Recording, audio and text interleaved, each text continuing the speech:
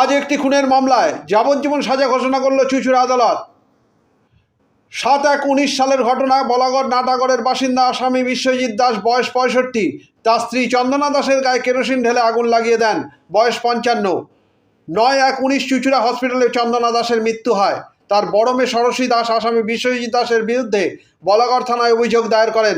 আজ মহামান্য second fast track court আসামিকে 498A 302 ধারায় যাবজ্জীবন সাজা ঘোষণা করল। এ ব্যাপারে সরকারি বিপি শঙ্কর গাঙ্গুলি কি বলছেন শুনবো। চুঁচুড়া থেকে প্রবীর ঘোষালের রিপোর্ট।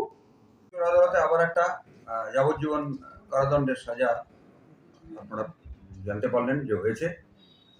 এই আমাদের চুঁচুড়া আদালতের দ্বিতীয় ফাস্ট ট্র্যাক কোর্ট শুভ্রভূমি ভট্টাচার্য এই বিচারক, তিনি এই মামলাটার রায় দিয়েছেন। এই মামলাটার চার্জ করেছিলাম আমি। পরবর্তীকালে আমি মামলাটা পরিচালনা করার দায়িত্ব দিয়েছিলাম প্রশান্ত কুমার আগরওয়ালাকে। আজকে দীর্ঘদিন পরে এই মামলার বিচার প্রক্রিয়া শেষ হলো।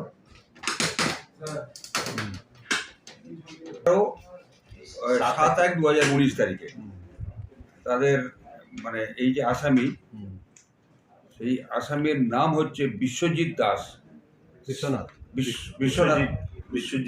বিশ্বজিৎ দাস তিনি তার স্ত্রীকে দীর্ঘ 30 বছর বিবাহিত জীবন কাটার পরে তার স্ত্রীকে গায়ে আগুন লাগিয়ে তাকে হত্যা করে।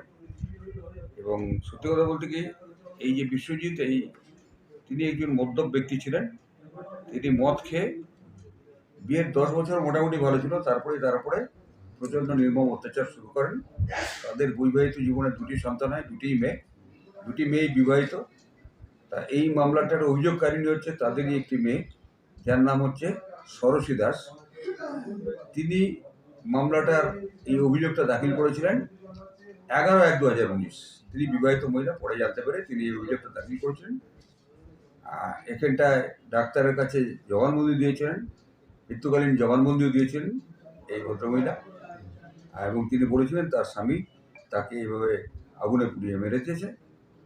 এবং এই মামলায় মোট আমাদের তরফ থেকে আমরা আজকের এই রায় যথেষ্টই, এটা খুব একটা ভালো রায় হয়েছে এবং সমাজের কাছে এরকম অত্যাচারে কীরকম সাজা হতে পারে সেটা আর একটা ভালো একটা জিনিস সমাজের কাছে পৌঁছে দেওয়া গেল। এটা কি 302 সাজাটা হয়েছে এরকম। 498-এ বধূ নির্যাতন মামলায় আদালত তাকে 6 মাসের সশ্রম কারাদণ্ড এবং 1000 টাকা ফাইন, অনাদায়ে আরও 6 মাসের কারাদণ্ড দিয়েছেন। এবং 302 ইন্ডিয়ান পেনাল কোড ধারাতে যাবজ্জীবন কারাদণ্ড